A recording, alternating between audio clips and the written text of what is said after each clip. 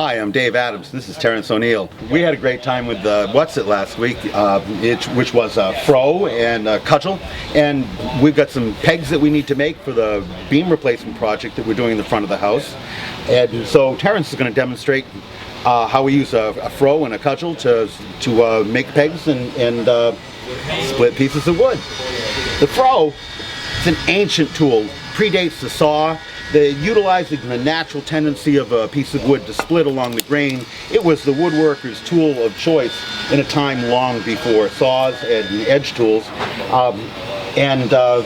Here we have a split piece of wood. We've been practicing a little bit, just warming up for the show.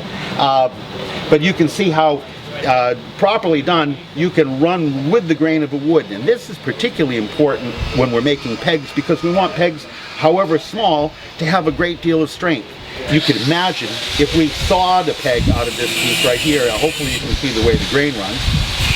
If we sawed a peg out of this piece right here, it would have grain running diagonally through it and wouldn't be terribly strong.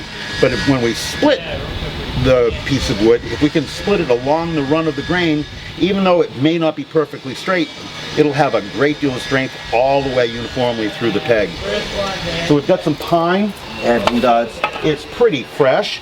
And Terence is going to whack a piece and show you just how simply this Froe works. And he's through.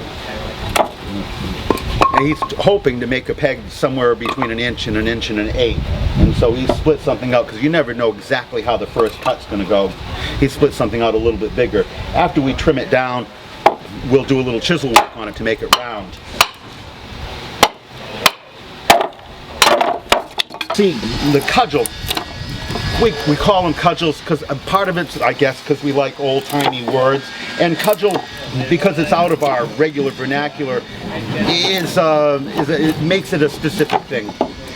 This is nothing more than a mallet in our hands. It's just a stick. But what happens when you're working with the Froe, it takes a beating. The back edge of the Froe is undressed, just a square chunk of iron, and beating on the Froe all day long will just tear the devil out of the cudgel. And so they're kind of throwaway elements for us. This one I just did a quick turning on to make a handle, but rarely does one last longer than the project that we're working on. Sometimes they're a lock crew to this, sometimes they're a limb off a tree that we had to trim on the site.